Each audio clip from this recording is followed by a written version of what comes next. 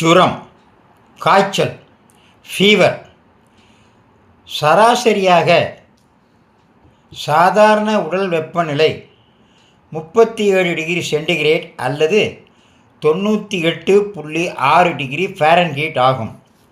உங்களின் வெப்பநிலை சாதாரண வெப்பநிலையை விட அதிகமாக இருந்தால் உங்களுக்கு காய்ச்சல் இருக்கிறது என்று அர்த்தம். உடலின் உள்ளே இருக்கும் தேவையற்ற நுண்ணுயிர்களை உடலின் வெப்பநிலை மூலம் வெளியேற்றும் செயல்தான் காய்ச்சல். இந்த செயலில் நாம் தலையிட்டு தவறு செய்யும்போது அந்த நுண்ணுயிர்கள் உடலில் தங்கி நீண்டகால நோய்களை வரவழைக்கின்றன. சரி, காய்ச்சல் இருக்கும்போது உடல் சற்று அதிகமாகவே நீரை இழக்கச் செய்யும். அப்போது நீராகாரம் அதிகமாக உட்கொள்ள வேண்டும். தாகம் எடுத்தால் வெந்நீரை ஆற வைத்தோ வெதுவெதுப்பாகவோ பருக வேண்டும்.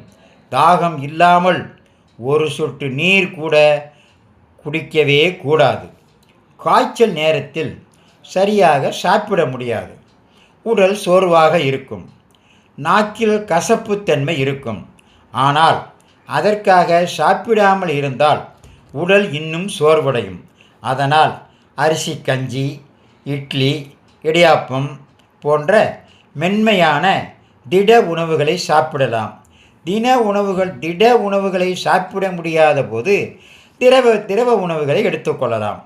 காய்ச்சல் கொஞ்சம் கொஞ்சமாக குறையும். அந்த நிலையில் பசிக்கும் போது ரசம் ஊற்றி சாதத்தை நன்கு கரைத்து உட்கொள்ளலாம். ரசத்தில் புளிக்கு பதில் தக்காளி சேர்ப்பது மிகவும் நல்லது. பருப்பு, புதினா, கறிவேப்பிலை மற்றும் கொத்தமல்லி போன்ற துவையல் வகைகளை தொட்டுக்கொள்ளலாம். காய்ச்சலின் அளவு மிகவும் அதிகமானால் குளிர்ந்த நீரில் துணியை நனைத்து நெற்றியில் ஒத்தடம் தர வேண்டும். உடல் குளிரும் அளவுக்கு ஒத்தடம் தரக்கூடாது. காலையில் பல் தேய்த்தவுடன் வெறும் வயிற்றில் 2 கற்பூரவள்ளி இலைகள், 10 துளசி இலைகளை சாப்பிடலாம்.